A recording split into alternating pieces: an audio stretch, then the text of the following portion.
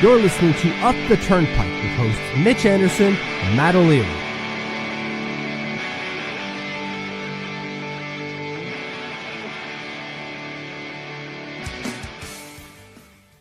Here we go, ladies and gentlemen. What is going on? Welcome into Up the Turnpike here on YouTube. I am Matt O'Leary, joined by my co-host, Mitch Anderson. Mitch, it is official. Noah Dobson to the Montreal Canadiens. Yeah, holy shit! Learn to speak French, buddy.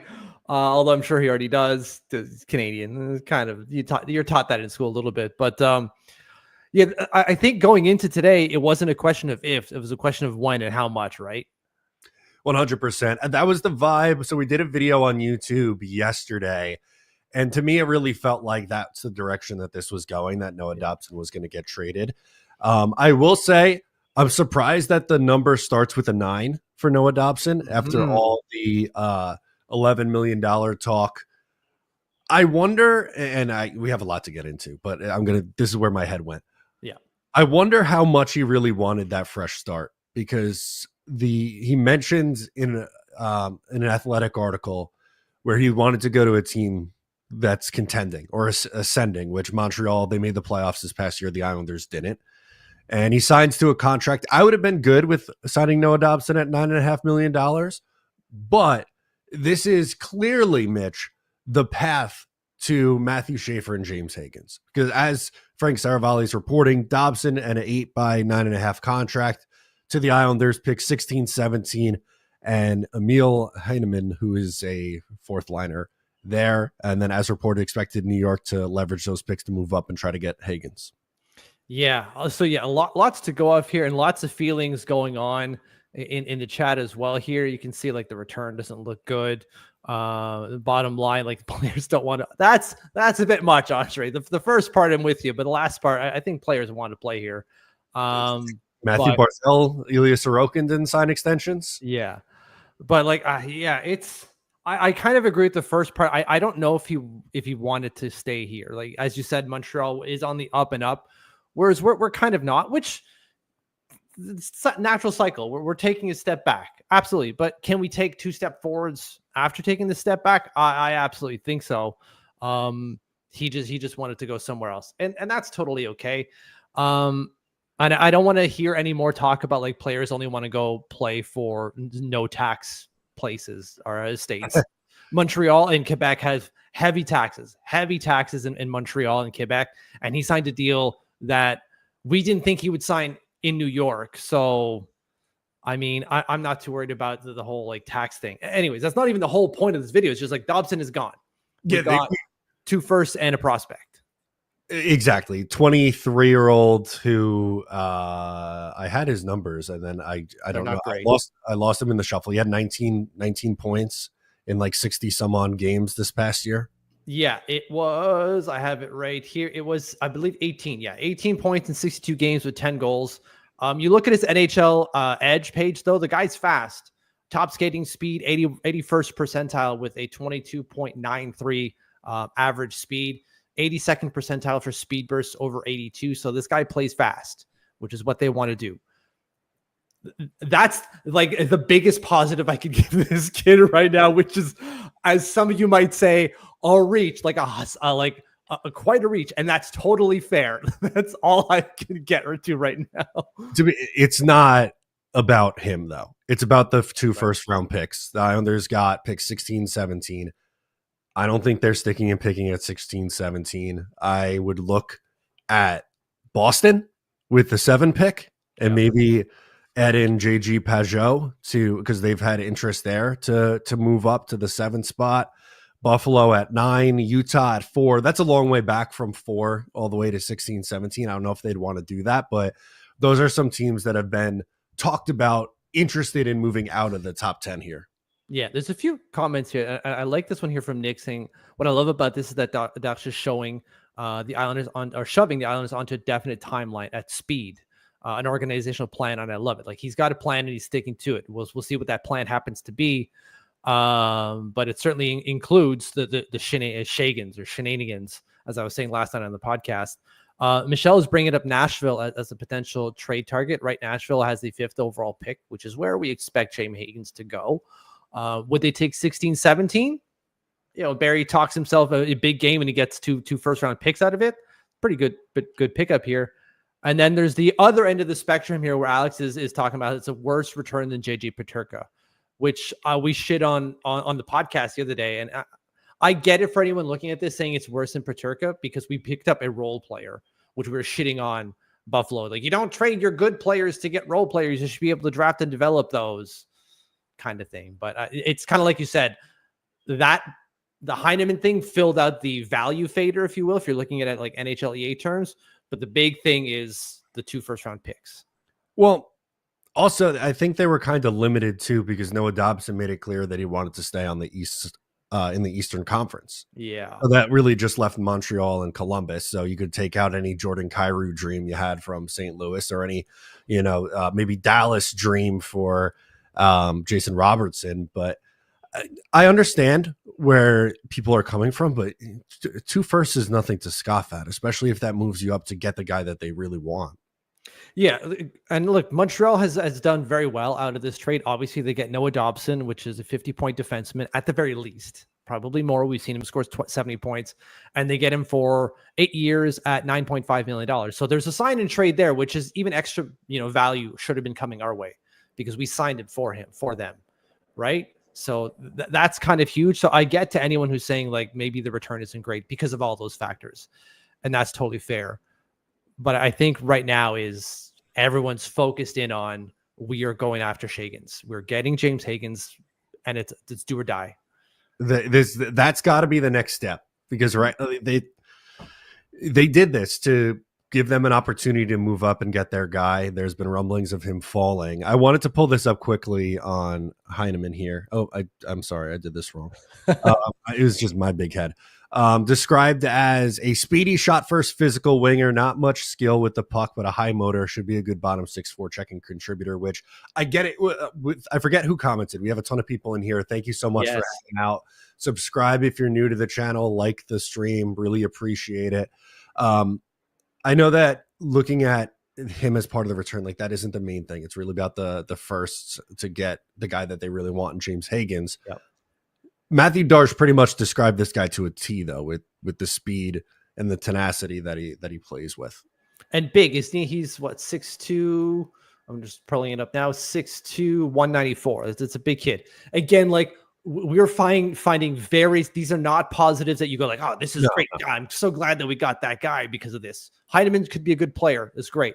It is the 2 firsts. But there's more than even just that, right? That we get. And I like this comment here from Caden going, guys, how does this impact free agency? We have money now, right? Like we don't have to sign Dobson to 9.5 or even $10 million as we were talking ourselves into last night on the podcast. P.S. Sign up to our Patreon to get the podcast, the full things, patreon.com/uptheturnpike. Shameless plug. We have $9.5 million at least freed up going to what is a pretty big free agency market. Yeah, what if it turns into Higgins, Schaefer, and Ehlers then? Do you feel a little bit better about that? Yeah. I think or another defenseman, right? Yes. Yeah, I think it eases the blow. And I get it. Like, if you're looking at just this trade in the vacuum of what the Islanders got in return for Noah Dobson, and your opinion is, I don't think they got enough. Okay, I'm not going to argue with that. But I think you need to look at it in the full context of what the plan is going to be. And I don't know if we'll have that answer until after July 1. Right. Absolutely. Like we're going to get a good chunk of the answer tonight at the draft, where we will draft, it seems, Matthew Schaefer, where we should probably draft James Higgins as well. So another move is probably coming. So stay tuned. We're going to be live on YouTube later tonight, 6:45 Eastern, to just kind of follow along with what the Islanders are doing. And we'll stay on till like the top 10. And then, from there, you're right. It goes into 5 days later into the free agency where we're going to have money to play with. Like we had enough money to re-sign all of our free agents and have a little bit left over. Now we have all the money we need for all of our free agents and some. Now we can be big players in free agency where we have around $10 million to play with. It's probably not going to get us Marner, but we can get something pretty goddamn good for that. Right, exactly. And there might be more dominoes to fall And maybe we're completely wrong. What if they end up where like Higgins goes 5th overall, but then they pivot and trade what they acquired for an already established player who could potentially be on the move? Think Jason Robertson, Marco Rossi, Jordan Kyrou, someone like that. Absolutely. It leaves them options going into tonight, but I think ultimately here the Shagins train is alive and well. Absolutely. I like this here from Dan, who was one of our patrons there. Is there a way that they could package just one of the picks to move up for Higgins and come away with 3 first-round picks? I don't see why not. But also, even if they do have to give up both, you're looking at the first 2 years of Matthew Darche of having 2 first-round picks in 2025 and 2026.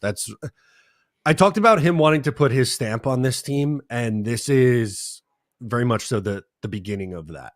Yeah. Just think about like Lou had basically the same thing, right? 2 first-round picks when he came in, where he drafted Noah Dobson, where he drafted Oliver Wahlstrom. So you got picks 11 and 12, right? Yeah. In 2018.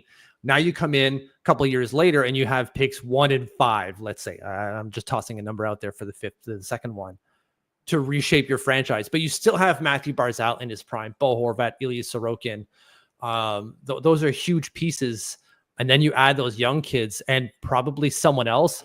And yeah, we keep forgetting, like Sloppy's bringing up, like Pajot is still very much on the board and driving a lot of interest as well. That's what I mean. I think clearing up Pajot and like Sloppy said, Pajot and 15 to Boston for 7, that makes a little bit more sense here. Yeah. And maybe then we get into our situations that we were talking about, like that Dan brings up and even Brady bring up as well. Like maybe we keep one of those firsts. They could. They don't have to trade both. Yeah. Like if we could somehow translate Noah Dobson not only into James Higgins, but another first-round pick or something else. My God, I think that's the way we have to look at this, is that it's not going to be a one-dimensional trade that is resolved today, right? As in, usually when you see some trades like this for that is the resolution of that transaction. The resolution of this transaction is not over, where we will see ramifications later tonight when we move some of those picks, and even going forward in terms of what we see with some of the other picks and with the cap space that we have open. So there are multiple ways that this can benefit us outside of just simply trading Noah Dobson for these 2 picks and a prospect. Yeah. It's a lot to take in right now because there's so many moving pieces on it, right? Like it's not just, and I feel like I'm repeating myself, so apologies, but it's not just Dobson for the 2 firsts and, 4th line or bottom 6 guy. It's that, which then could be parlayed into Higgins, or it could be parlayed into some other trade that hasn't happened yet. Plus the addition that it frees up, you now have that $9.5 million that you can work with. Maybe $1.5 million, $2 million goes to Tony DeAngelo, and the other $7-8 million goes to, Nikolai Ehlers. We don't know. Yeah. Again, we have all the space. We had all the space tabulated for all of our prospects, signed Holmstrom, Siplikov, so on and so forth. Anyone who's a free agent, both restricted or unrestricted, could have been re-signed with the money we had, including Noah Dobson. It was just debating whether we were going to sign him to 9.5 or 10 or 11. And we still would have made it fit. It would have worked. Maybe we have to ditch, I don't know, Scott Mayfield, but whatever, that's easily done. At least in terms of buying him out or sending him to the AHL. Like it could have been done. Now we don't need to do that. And we still can do all the other things that we wanted to do. So it opens up so many more avenues for what we can do. And that's not me trying to say there's so many good positives here. This is such a great trade. We'll see how good this trade will end up for the New York Islanders. Right now, it's not looking fantastic. Some of us are like, oh, I wish we'd have got more. But we'll see how much more we get as this trade matures, if you will, if I can use that word type of thing. Yeah, I think that's got to be the way that we look at it. I've seen mixed reviews. I've seen people that love it from the Canadian side. I've seen people, and not like Islanders or Canadiens fan. I'm talking like you go on the NHL page and just scroll through the comments. It's very mixed, which that probably means that it's a win-win for both sides. I don't know. I see a couple comments in here is the defense is going to suck this year. The defense sucked with Noah Dobson. Yeah, like Gary's saying, it looked better without him. Look at the numbers. I don't have the numbers in front of me, so Gary, if you can like provide us a link with the numbers, maybe we put it up on screen at some point. But I don't know, man. Like I get it. Like there's not a lot to like in what we got back immediately, right? You got 2 firsts, mid-round first, but you get 2 firsts and you get a prospect which isn't one of their big prospects, either a Mayu or a Reinbacher. Not that I wanted either of those 2 guys, but either way, you don't have those 2 players. You get a guy who's, but he played all year in the NHL as a bottom 6 guy. So it's got some redeeming qualities. But again, it really kind of speaks to, and as you're saying, we're kind of spinning in circles here. We're going to see more positives from this as we go forward in terms of what we do with that cap space and what we do with those picks. And then it's, well, what does James Higgins become? Because everything I've heard is he's one of the best offensive players in the draft, but people keep on shitting on him because reasons. I still don't understand the fall off. I've said it, like, if you want to say that Misa and Schaefer should go 1-2, okay, I'm with you. James Higgins shouldn't really be lower than 3, in my opinion, after that. No, and everything I keep hearing in terms of like justifications to why he wouldn't go like 3, it's like, some teams are drafting out of need, which is the dumbest thing to be doing at the draft. You never draft out of need. This isn't the NFL. This isn't the NBA, where you're drafting kids who are most of the time like 21 to 22 years old. These are 18-year-old kids, recently turned 18 years old. They're not finished products. So like, you don't draft for need because you're not going to have those guys fill in that spot for a couple of years. It just makes no sense to me to draft need, and that's going to be the case. And then James Higgins is going to fall to us, which is insane. We're going to not have to lose nearly as much to get him. And then, yeah, like Caden brings up, I keep bringing up Caden there, but I keep seeing the comments. Higgins, Yzerman, Schaefer, like Richie, right? And add that to the mix. Cal Richie, 2 first-rounders next year. Yeah. It changes a lot. And I get it. Like, giving up on a 25-year-old right shot defenseman who has, who put up some offensive numbers, there's risk involved in that. And I think if we saw that number start with a 10, maybe we'd feel a little bit better about this. But I think since 9.5 was something that we were comfortable with, I just don't know. And I started with this, but I think he wanted to go home. Doesn't he have a place in, what is it, PDI? PEI. Prince Edward Island, which isn't that close to Montreal. Like it's the closest you can get, I suppose. But like we're talking, it's literally an island attached to Canada by a bridge. Tiny little island, tiny little island. Nice red sand though. Grow a lot of potatoes out there. 1.5-hour flight from Montreal. Yeah. So he's an East Coast kid. That's where he grew up, obviously. He played in Quebec, right? He did his juniors playing for Rouyn-Noranda, won Memorial Cups there. So, like, he's an East Coast kid, so I get it. That kind of fits for him. This is as close to East Coast as you can get, at least Canadian. I guess you can still be on the coast. He was literally an Islander, which is what he was on Prince Edward Island. I didn't want to stay there, so. Anyway, I like this. I like this comment from Caden. Dobson won't be a power play 1 guy with Hudson there. I'm telling you, mid-season, I don't know if he will have a big enough opportunity to be a 70-point defenseman. Probably not. That's totally fair. Like, he hasn't done enough to earn first power play minutes. And when you have Lane Hudson there, like, you let him cook. He's going to be run their second power play is what he's going to do, which is totally fine. I don't know, man. There's a lot to like in what could come of this, because that's the thing. When we're talking about this trade, we're not talking about what we're getting today out of it, like this very second. It's what's to come from this trade that opens things up, which is going to be huge. And yeah, so like maybe you're paying him $9.5 million to be a 70-point defenseman, and he'll never become there. He could have done that here. Also, you can't play 2 puck-moving defensemen who play no defense together. It's not usually a recipe for success. No. So, like, we'll see.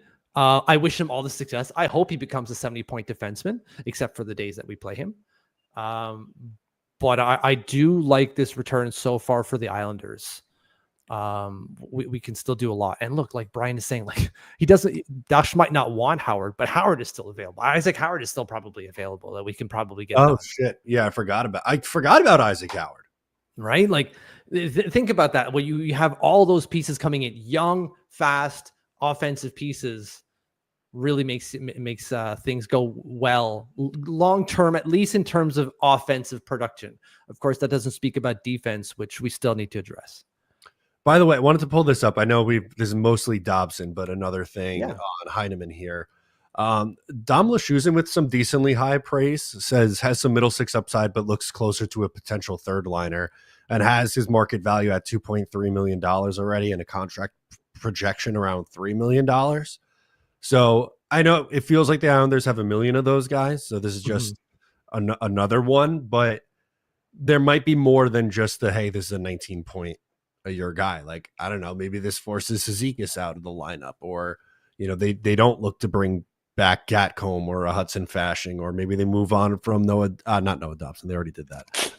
I was thinking Anthony Duclair or Pierre Engvall. Yeah, absolutely. To me, it speaks of Simon Holmstrom is moving up, and so his spot on the third line is open. And this seems like a good fill for that third line. Kind of brings the same type of thing as Simon Holmstrom in terms of his tangibles on ice, but maybe not as cerebral as Simon Holmstrom is, who's going to be playing in our top six all year long, I would imagine, assuming he's staying, which at this point seems like the case. Although, can I go full nuts for a moment here? Absolutely. We almost got 600 people in here. You guys are the absolute best. Thanks for hanging out.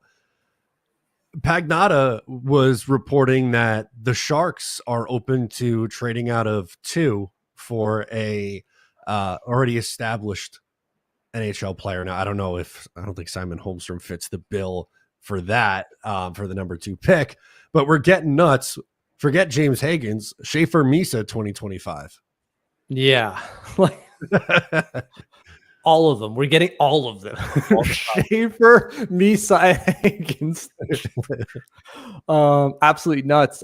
Just Donald missed the trade. I don't know if you saw it, Donald, but we got Montreal's 2 first-round picks, number 16 and 17. And we got prospect Emil Heineman from them, who's third, maybe at best third liner, in exchange for a sign-in trade where we sent Noah Dobson to them on an 8-year, $9.5 million AAV. And that was it. That's all we gave up. But still a lot. Still. Yeah, it is a lot. Sorry, I got another one for you. According to a report told, wanted both Columbus first-round picks, 14 and 20 tonight. Roster player Voronkov was mentioned a lot. And another piece, potentially a prospect or later pick in exchange for Dobson. They wanted them to beat the Canadiens offer, and they weren't willing to go there. So that's why they landed on that deal. Yeah, that would have been a better deal. Obviously, 14-20 Voronkov and a prospect, and they just couldn't, squeeze that extra value out of them. So that's totally fine. But it seems that this was the best that they were going to do. It seems, which I know when we talked about Noah Dobson, we were talking 4th overall, right? Straight up. Maybe now that you look at the faders, I guess the 16th and 17th plus a prospect, maybe that equals 4th overall. That's total copium on my behalf. I totally realize that. Anyone who's throwing me under the bus is totally fair on that. But yeah, man, other things are happening. This isn't going to be in a vacuum. Sorry, I shouldn't speak in definites, in absolutes. I'm not a Sith. It seems at this point that it will not just be this move in and of itself. There are more machinations happening in the background that should lead to more activity from the Islanders as we head towards the draft in 4 hours. Yeah, it's going to be coming up pretty quickly here. I can't do math. We're not a math podcast. We can barely function in informed sentences on hockey. We can't do math. Another nice reaction, I thought, from David Tuckman here. Isles traded Nelson and Dobson for 3 first-round picks, Callum Ritchie and Emil Heineman, and $17 million in cap space. Don't discount this. Yeah. David has always had some pretty goddamn good takes. I agree with David most of the time. But yeah, absolutely. $17 million in cap space is huge going into a free agency window that is pretty loaded with at least offensive talent. Maybe not defensive talent, certainly not goaltending talent, but we don't need that. At least offensive talent, which should certainly help us. We've got time. I love it. We got a Habs fan in here, so I think it's good Ooh. to get their perspective. As Habs fan here, congrats on the move, guys. Hope you can land Higgins. As for Heineman, really good first half. Got hit by a car, no joke, and he didn't score a goal all year. P.S. Thanks. So Okay. all right, so that probably, I would say, not probably, definitely had an impact on his play. I didn't realize that.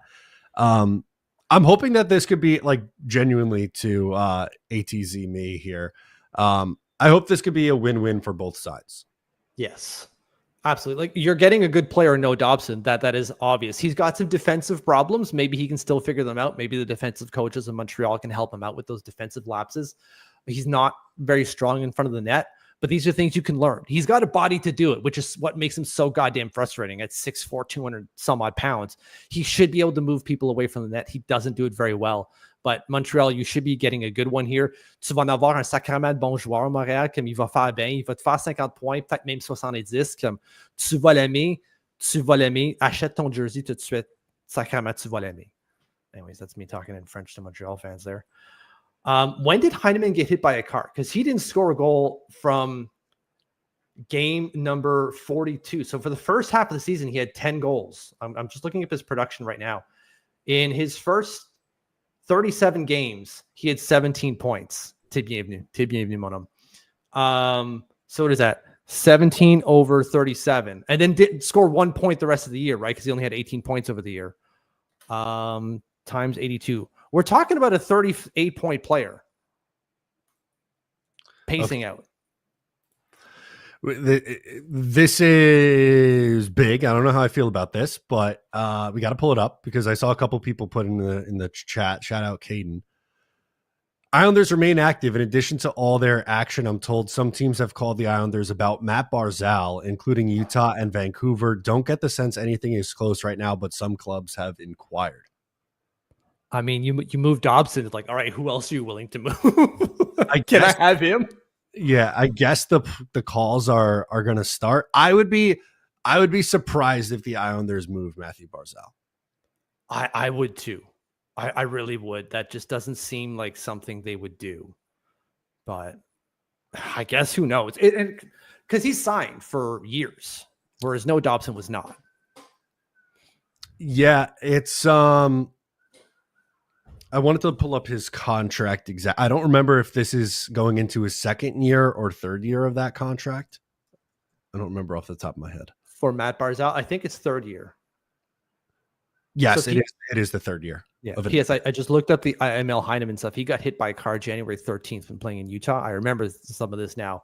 He'd scored all of his points leading up to that. There was just 1 point afterwards where he scored on, he got an assist against Montreal against Ottawa when they won 6-3. Hold on, 1 goal or 1 point? 1 point, an assist. He had 1 assist the whole, let's say 20 so on games after that. Correct. So he got hit January 13th and he had all of his production minus 1 point. So he had 17 points in 37 games before getting hit by a car. Came back and played, obviously, but the ice time was, it seems lower, at least in terms of average ice time, but either way, maybe a little bit more rehabbing and he can get back to what he was when he started the year. But there's potential there.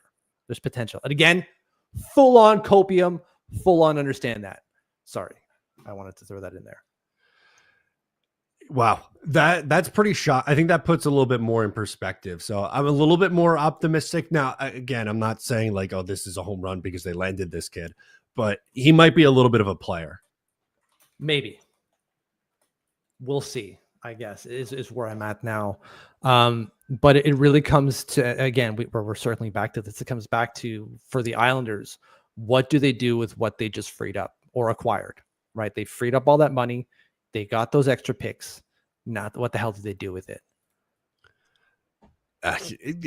It's very clear to me what they have to do with it. It's not going to be good if you don't come away with James Higgins now. Yeah, I have to go get fitted for a suit for your wedding, Matt. So while I do that, I'm going to go get fitted for James Higgins jersey. That's what I'm going to do. Oh, okay. I like that, buddy. That's great. Sign me up. I don't know why it means more to me to get a James Higgins jersey than it does a Matthew Schaefer one, but I'm not even from Long Island, but it means more to me to do that than Matthew Schaefer. Dude was dropping we were talking about on the pod last night was dropping Matt Martin references in his draft interviews with the media yesterday. The kid wants to stay. Man, I am excited to be live. I really, really am. But UBS is going to be freaking rocking tonight if they land both Schaefer and Hagens. Oh my God, it's going to be dope. It's going to be so electric over there. To all of you who are in attendance to the live draft, I'm jealous. But to all of you who are not, join us here in a couple hours as we go through everything that the Islanders are going to do on the night. All 700 of you better be back here and bring a friend. So we're at 1,400. Look at that. That'd be dope. I want to see our numbers over 1,000. That's lofty, but I think we could do it. You guys are awesome for hanging out with us. There's some more good comments here in the chat that I'll keep pulling up. Dan points out Heineman had 173 hits in 62 games, a faster clutter with more offense. I think that's kind of what Darsh's type is, but based on his press conferences. So I could sign up for that. What's his penalties like? I'm going to bring it up now there, but bring it up while we talk. So Emil Heineman pims 20 pims all year. That's good. With all those hits. That's pretty damn good. He's not going to the box. 33 giveaways, which is, maybe a little bit high for someone who has as much puck as he does. But 15.6 shooting percentage though. Yeah, I was going to say, I'm going to go back to our Montreal guys in the chat. There's a couple. We appreciate you hanging with us. Boga. The good side of Heineman, great shot, hard along the boards, good wheels, but after the accident, he was a completely different player. Hope he regains his form and confidence. Terrific bottom six guy. Yeah, that's going to be the kicker. There's can they rehab him back into what he was? Obviously, maybe he got scared of going into the boards after, being injured from a car, which is awful. We'll see. Hopefully we can rehab him great. And he gets back to what he was, because that would be a dope addition. I admittedly at the lower end of the roster. Correct. For depth. Yeah. Gary might not be there. I don't know what we're going to do. How are we going to get people to hit the like button if Gary's not around? I don't know. We're going to have to just have it scrolling on the bottom, maybe. Hit the like button, subscribe, support us. Absolutely. It's fine, Gary. If you can't be there, I'm not trying to guilt you into being there, to making sure you're there, but it won't be the same without you, bud. No, it definitely won't. Anything else before we hop out of here? We were live for a little over a half hour reacting. Again, we'll be on in a couple hours here, around 6:45, 6:50 tonight. Yeah, nothing else here. Just we'll see. We'll see what we do with those picks. We might have to come on sooner, come back sooner, because Matthew Dalsh might do something else. My car's in the shop today. I needed an oil change and to get my brakes done. And I'm nervous for when he's going to call, because I don't want to miss anything else. Yeah. I'm going to have to go pick up the car. I might miss something. Yeah. Izzy, yes, we will be here on YouTube tonight, live streaming during the draft, which will be. So join us right back here. Same place, same time, same bat channel. I need a little bit more Heineman love before we close it. We're never going to get out of here, Mitch. No, that's fine. He says, Habs fan here, sad to see Heineman go. PK, power play, great shot, just horrible luck this year. Great forechecker and physical. And then another one after that. Montreal fan here. Heineman is a dog, fast skater, big forecheck guy, physical, has a laser shot. You guys are going to like him. I love it. Merci tout les JP Dufault. Merci tout à deux amis. Merci bien pour les commentaires sur Heineman. Très, très excité pour voir comment il rentre dans l'alignement, puis comment on va voir s'il va jouer. On va voir s'il va jouer avec nous cette année. Parce qu'on n'est pas certain, là. But ça a l'air que c'est jeune, c'est vite. C'est exactement ça qu'on veut. C'est ça qu'est-ce que Darsh veut. Win, win, win. Let's go, baby. Repeat. All right, guys. We'll be back later on tonight. Thanks for hanging out. I'm Matt. He's Mitch, and we'll catch you later.